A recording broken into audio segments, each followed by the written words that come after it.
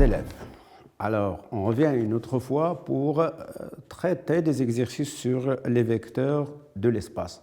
Mais cette fois-ci, je vais passer à une autre situation, à savoir, je vais commencer par deux droites non coplanaires, c'est-à-dire deux droites qu'on ne peut pas tracer dans le même plan. Alors, je vais donc, si vous voulez, travailler un exercice qui se base sur deux droites non coplanaires. Voilà donc le texte devant vous. On considère deux droites non coplanaires. Notez bien et soulignez cette allocution. Les droites sont AB et CD. Donc voilà, vous avez donc la droite AB et la droite CD. Donc voilà, l'une comme ça, l'autre. Donc on ne peut pas les tracer dans un même plan. Donc ils sont non coplanaires. À tout nombre réel T, on associe deux points M et M' qui sont définis tels que AM égale TAB. Donc AM égale TAB, ça veut dire que le M appartient à la droite, voilà, la droite AB. DM' égale TAC. Donc voilà, les points M' et DC sont alignés aussi. Alors, soit O le milieu de AD, I le milieu de BC et J le milieu de MM'. Première question, montrer que J va s'écrire T sur 2, c'est un nombre réel, multiplié par la somme des vecteurs AB plus DC. Donc, a priori, quand on voit cette relation, je vais chercher comment on peut trouver un lien entre le vecteur OI, le vecteur AB, le vecteur.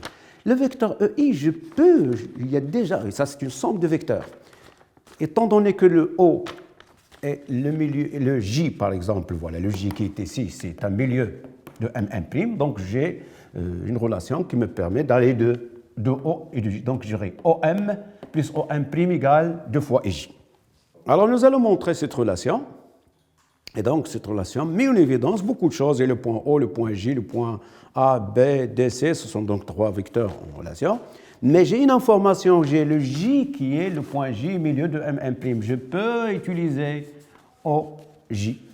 Je peux utiliser le O, le J, le M et le M' dans une même relation. Alors, J étant le milieu du segment M'. Alors, je peux écrire directement que si j'ai à calculer ou à déterminer la somme des vecteurs OM plus OM', ce n'est autre que 2 fois le vecteur OJ. Ça, c'est d'une part. Mais maintenant, j'ai OJ il est là, mais le M et le M', voilà, je vais essayer d'introduire les vecteurs AB et C. Donc, pour pouvoir introduire ces vecteurs, vous êtes obligé de passer par, on vous invite à utiliser la relation de Schall. Donc, voilà. Donc, à l'aide de la relation de Schall,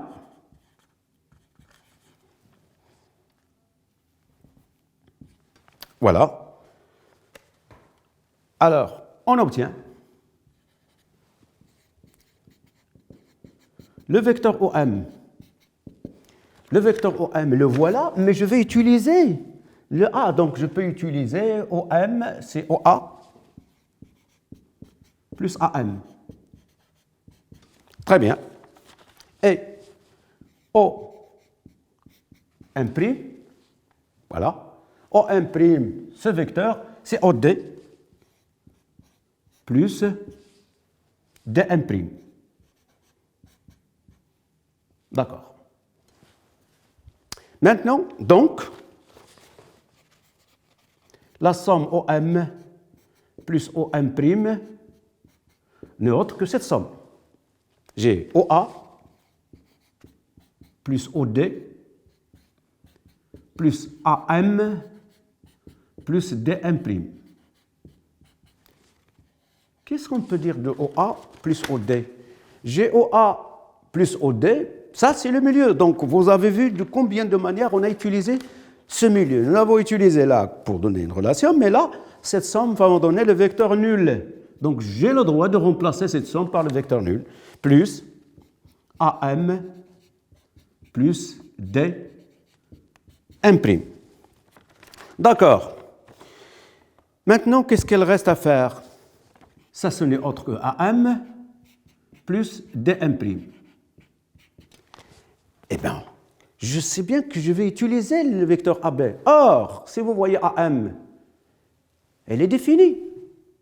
Le point M, c'est bon, voilà, c'est le vecteur, il est défini comme tel. Vous avez AM égale T AB. On a, ou bien comme, je rappelle, que AM, c'est défini par TAB et AM et DM', voilà, c'est T multiplié par le vecteur DC, alors cette somme qui est AM plus DM', je remplace AM par T, AB, plus T, DC. Je fais appel aux propriétés des calculs sur les vecteurs, propriétés algébriques. J'ai le droit de prendre T multiplié par la somme AB plus DC. Et bien voilà. Donc j'ai le droit de remplacer, voilà, si vous voulez, d'où, ou bien par suite.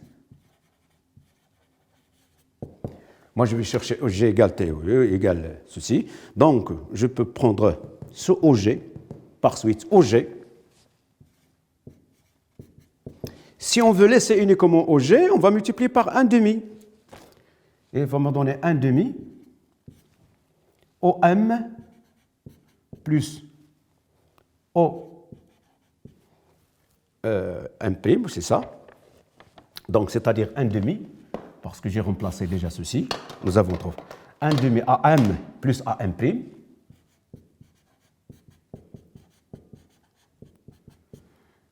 Et voilà.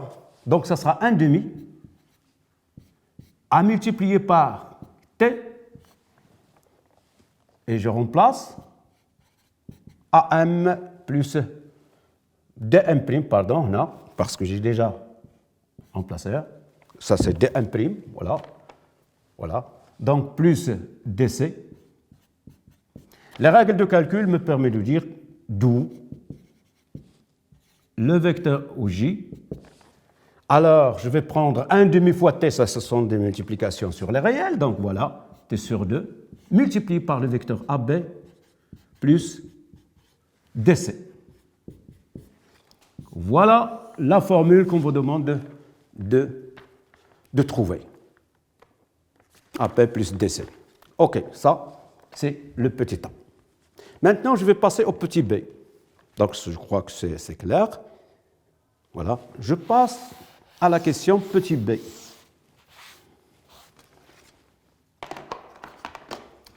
La question B est la suivante. Qu'est-ce qu'on nous demande? En déduisant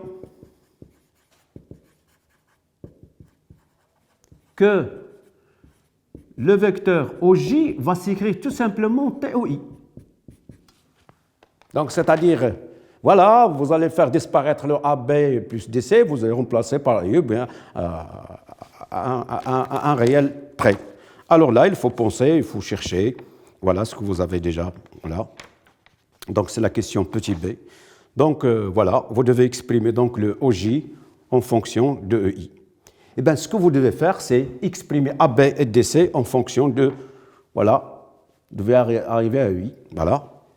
Alors, exprimant. Tout d'abord, le AB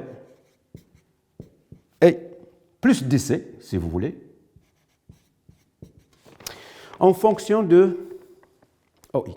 Pour pouvoir utiliser AI, vous êtes, voilà, il faut travailler sur les vecteurs OA et OB, etc.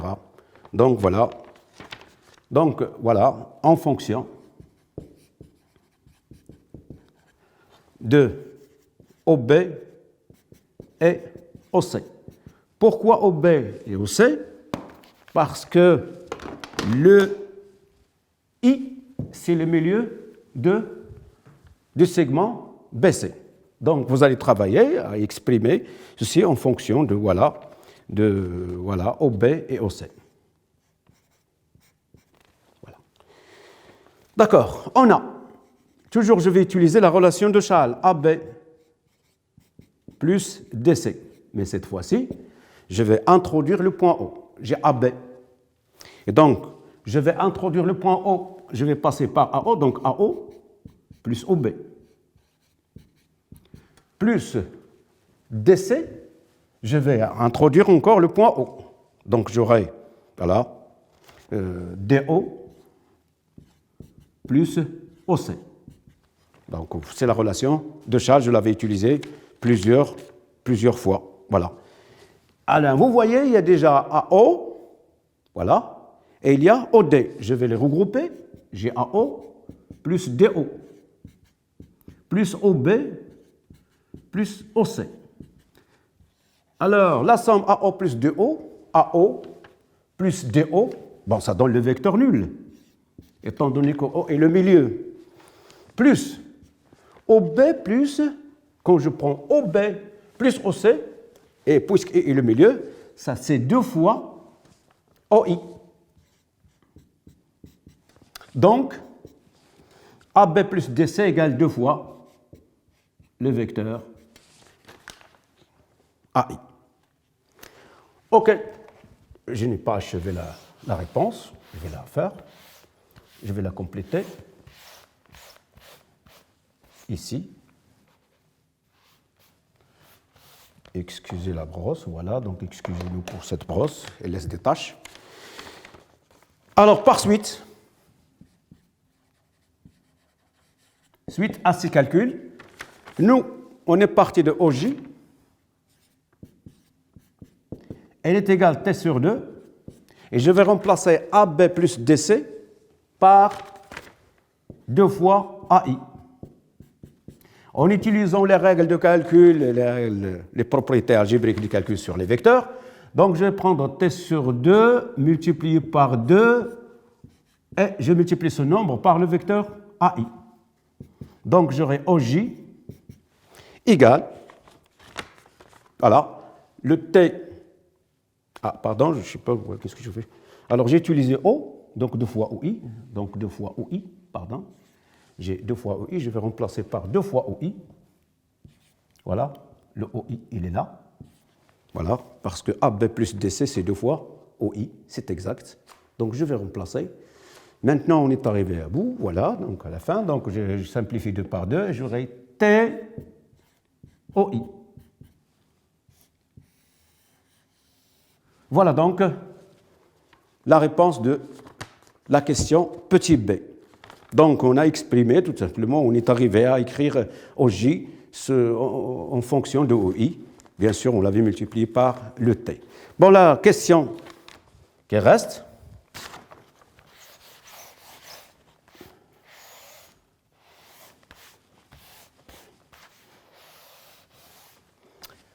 c'est la question numéro 2.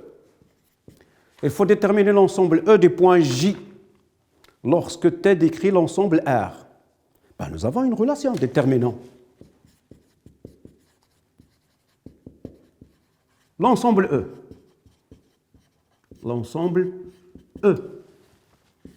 De quoi s'agit-il cet ensemble? E est quoi? E est l'ensemble des points J de l'espace tel que,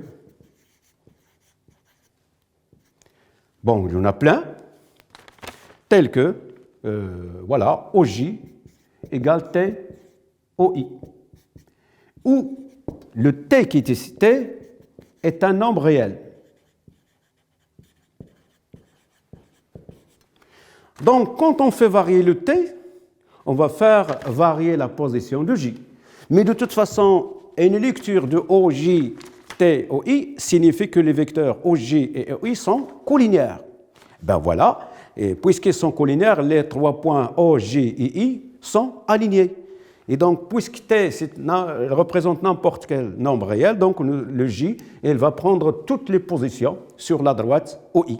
Donc voilà, donc E est la droite. Parce que cette écriture, c'est la définition géométrique de la droite passant par O et de vecteur OI. De la droite passant par le point O et deux vecteurs directeurs OI. Donc,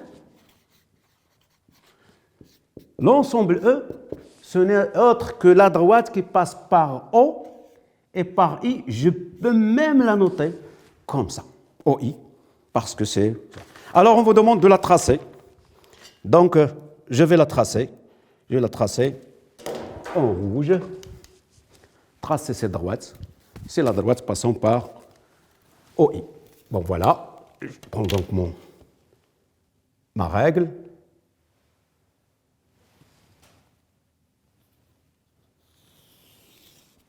Voilà. C'est la droite qu'on cherche, c'est l'ensemble E. Voilà. Tous les points qui appartiennent à cet ensemble, ce sont les points qui vérifient. Voilà. J'ai donc achevé de donner, si vous voulez, une solution de cet exercice. Bien sûr, vous pouvez le retrouver de plusieurs manières. Et je vous souhaite une bonne continuation. Et je crois, et je souhaite que tout le monde arrive à comprendre un peu, plus ou moins, de quoi s'agit-il lorsqu'on parle de vecteurs de l'espace, à savoir les opérations, à savoir les vecteurs coplanaires, les droites coplanaires, les droites non coplanaires, etc. Donc nous avons englobé presque tout ce que figure dans les cadres officiels, ou bien, voilà, pour ce genre de questions et cette leçon. Bien entendu, merci pour votre attention et à la prochaine séance, chers élèves. Et donc, essayez de reproduire les réponses pour pouvoir comprendre mieux les situations et la situation de la géométrie. Toutefois, il faut chercher à se baser sur un support, sur une illustration géométrique qui vous guide toujours le chemin. Merci et à bientôt.